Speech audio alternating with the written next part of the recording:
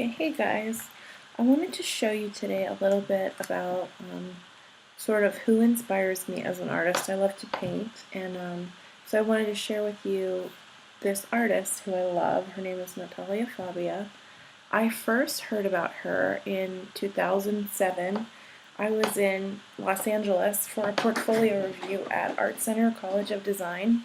And while I was waiting, in the waiting room, she had some cards or something. I don't know if I still have it. I wish I did. I could show you.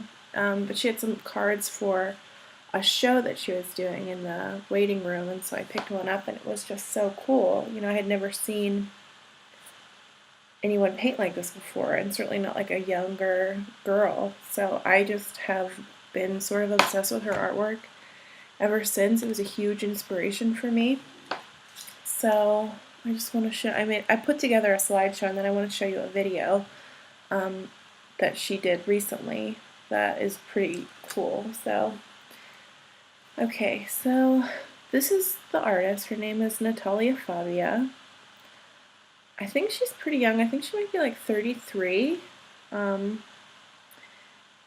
Here she is with this painting that I love. It's called Electric Marshmallows for Real Eyes. And what I love about this painting is just all of the detail and all of these elements that you wouldn't necessarily expect to see. So like these girls are painting on the wall, and there's all this like cute little kawaii stuff, the little bears, and I just love the idea that these girls are just like painting all over the wall in this room, and that she painted that. I think that's just so interesting. Also the different like textures I like you can tell that she's wearing silk, like a silk kimono, and then the different textures of like the fuzziness on the bears. And then the walls are cool too. So this one is called Happy Friend Tree, and I like this one a lot too because I love outdoor paintings. Like, you know, I like the way that the water looks, and I like all of these like every single petal and all of these like all these flowers here. Every petal is just like beautifully painted. I like all the grass. You know, this little character guy that she's holding the stuffed animal of. That's why I love her artwork so much, is just because there's always something unexpected that just makes it so much more unique. Like anybody could paint like a beautiful scenery of like two girls in a tree, but just all of these little unexpected details make it so inspiring for me. And I love like the glitter on the bow, and the flowers in their hair, and just their dresses. It's just so unique. I know she does photo shoots as a reference whenever she takes, whenever she goes to paint. So it's cool to see, you know, that she put time into planning every little detail out. Like, she must have picked out these outfits for these girls and like planned what they were going to put in their hair and styled everything. And then she painted it. And I just love that. This is one of my favorite ones. This one I couldn't find a great photo of this. This is the only one I could find. So I know that she used collages in a lot of her earlier work, and I think this is painted on a collage of newspaper. And I love the way that looks. It gives it such like a really unique mixed media feel. And then, you know, the water in the tub, I just love how that's painted. And I don't know, this one is one of my favorite ones. And I wish I could find a better picture, but I think it's just maybe like one of her older works that, you know, I couldn't find anything better than this, but you could still see it. And then I love her portraits. So the major thing that I like about her work is that, there's always an evident source of light, and then she does such a good job showing that light on everything. So, like her hair is almost white at the top. And I just look at her work and I try to learn from it, and I know they're all in oil paintings. I don't really ever do oil paintings, but I love the way that she paints like that. This one is called Apocalypse Hooker, and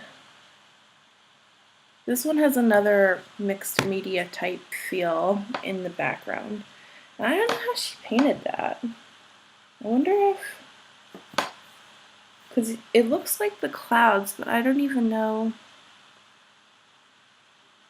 It almost looks like she had something sticky, like a sticker paper or something on there, and then she peeled it off, leaving, showing the underpainting.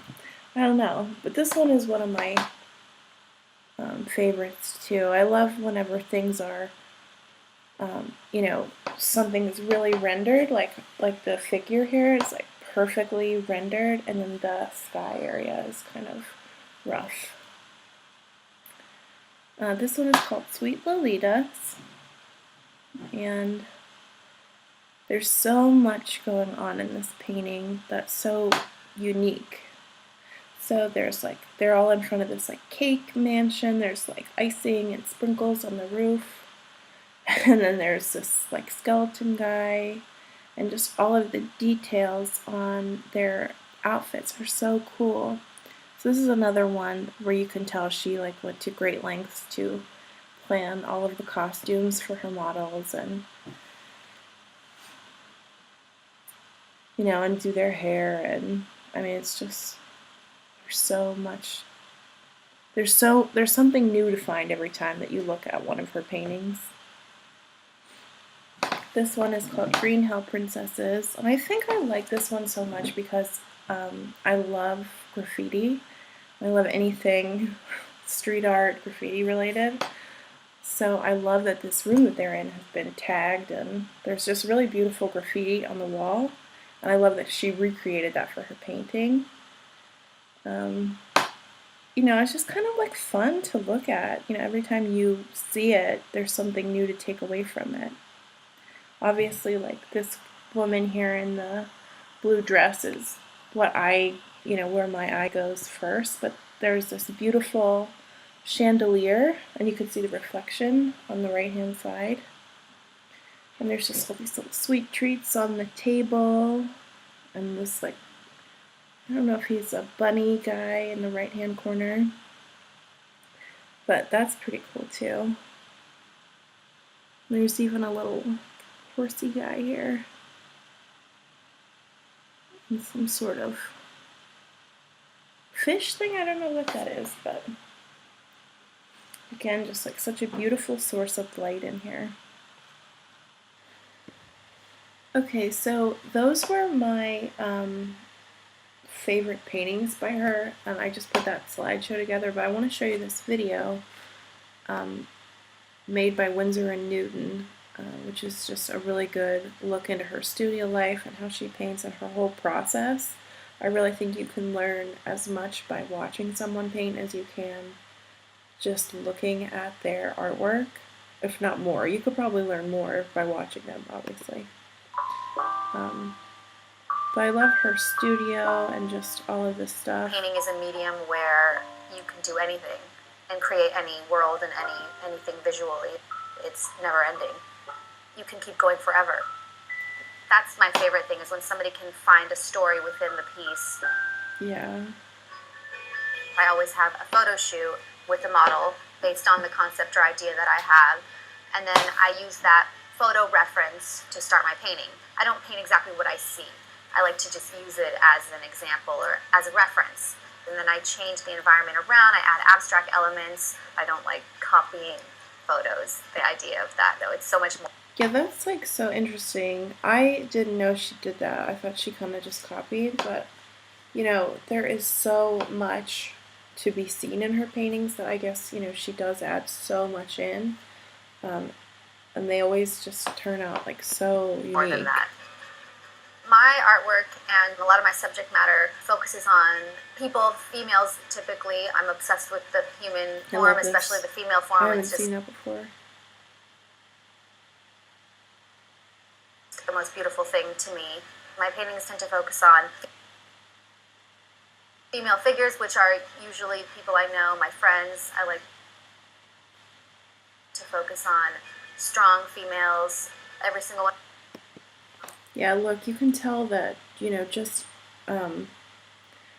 this painting is sort of just beginning, but you can tell that from the very get-go she plans all of the spots where the light is going to touch, and that, I love seeing it. I love seeing works in progress. On strong females, every single one of my subjects happens to be a creative person. Yeah, look at the detail on these rings, and even there's the detail of each tattoo and the sparkles. It's just so cool. They're very unique and usually draw me to them. I also love bright colors and light. I mean, light creates everything, creates color, and everything that we see is because of light. When someone views my work, I'm happy if they even just come out with an emotion, like whether it's good or bad, because, you know, that's kind of the whole point, is like to feel something. That's what I think art should bring. Being an ambassador artist for Windsor Newton, it's inspiring to do more and prove that you're really good at what you do, you know what I mean?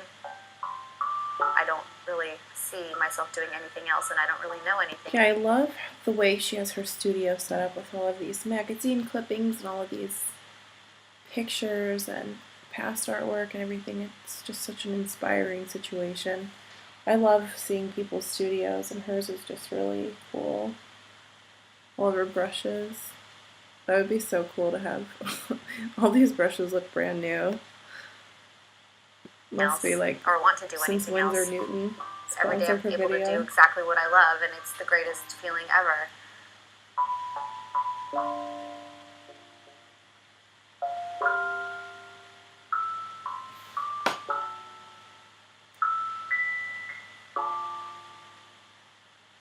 Yeah, that was really like a nice video. So anyway, I just wanted to show you a little bit of who inspires me, and I hope you liked this video.